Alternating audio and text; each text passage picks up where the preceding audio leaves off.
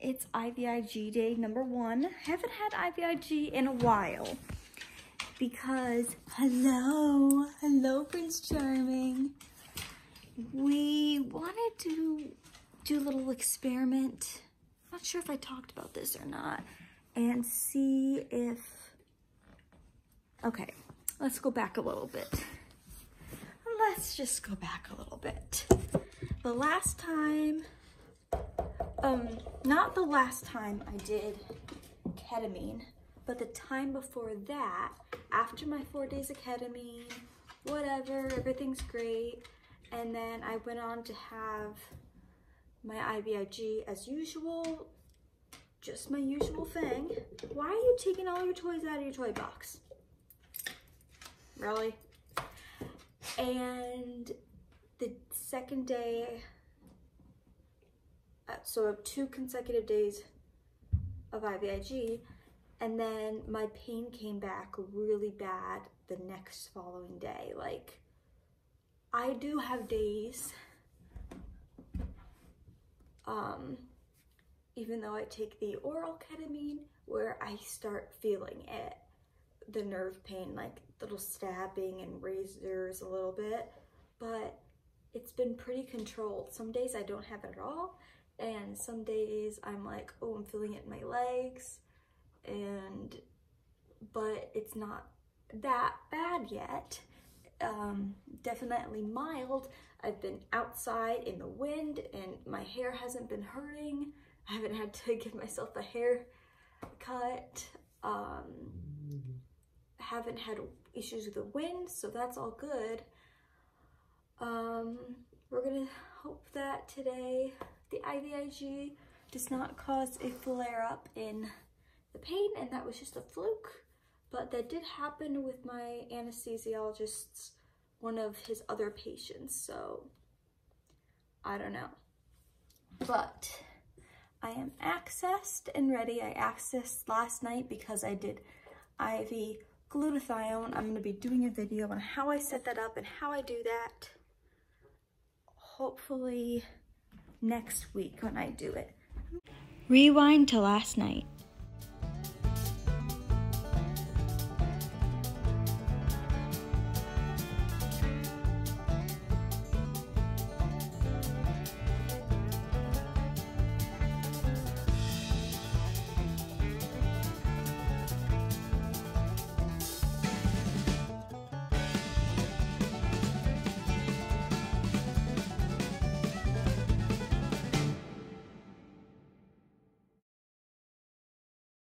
I am all set up, which is awesome. I've got my fluids here, which are just normal fluids, which I'll do about an hour before my nurse is supposed to be here, but I'm not sure what time that is. Not now yet. I've got my Ivig sitting here on the counter because it needs to come out of the fridge in the morning to have some time to warm up, but otherwise it stays in the fridge, so you have to make sure that comes out. All of my stuff is in here. Well, I can say most of my stuff's in here. It used to be in rolling containers, but my mom cleaned out this where there was mostly just pictures and stuff like that. Decorations, and I have like my naturopathic drops, glutathione for my skin, glutathione that tastes like pixie sticks, EpiPen in case I have any crazy reaction, Band-Aids, saline, stuff I gotta throw away, all my things, as you can see here. I work very hard to keep this as organized as possible. Oh, I have to get blood work done today before Ivig. And there's fluids up there. That little teddy bear is a heating pad. I'm not really sure why that is sitting here. We can move that out of here. And then the red waste container. So this is pretty good.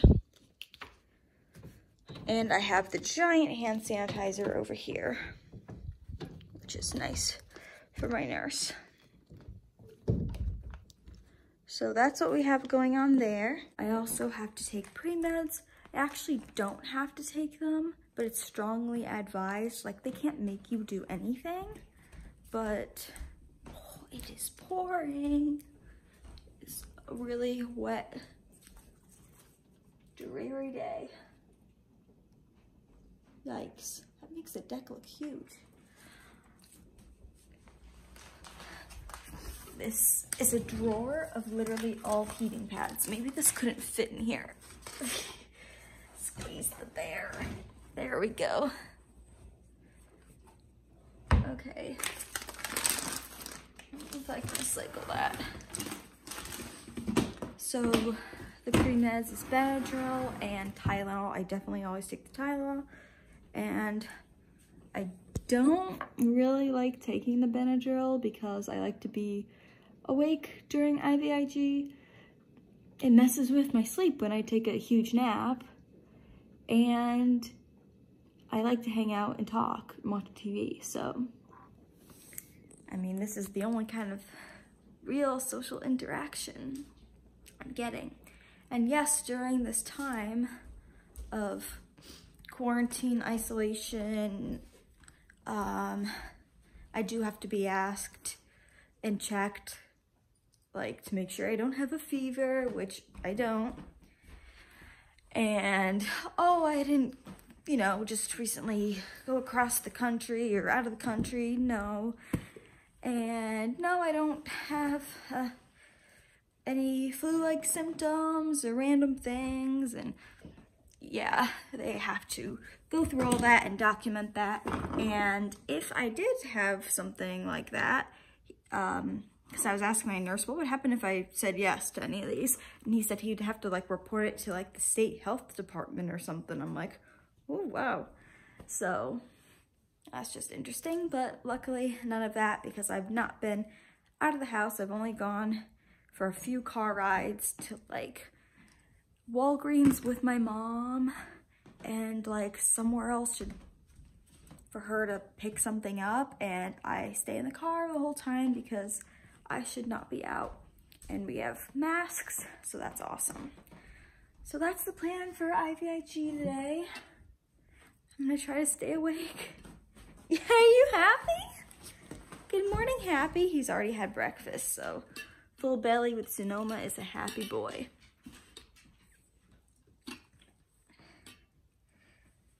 We can't play yet. We can't play yet. So day one Ivig, I'm feeling already accomplished because I got everything set and now I can just hang out and relax and watch TV. You may be wondering why I do Ivig. Why do I do this treatment? What does it do for me? I was diagnosed with, oh boy, acronyms, here we go. Common variable immunodeficiency. That's one of the most common reasons to get Ivig, because your immune system is compromised, and this is giving you literally, like, good, healthy, extra immune system. I don't really know, like, if my blood work even falls in that category anymore. I know I'm immunocompromised, but I don't know. I don't feel like I've gotten tested for that in a while, or if I have, I haven't, like, I don't know the extent of the labs because I get so much stuff done and it's confusing to remember everything. But the most important reason why I get Ivig is because I have a condition called autoimmune encephalitis, and that means that my body is attacking my brain and causing havoc on my nervous system. So there are two ways mainly to treat or to use Ivig. One is to boost the immune system, and one is to modulate or change the immune system.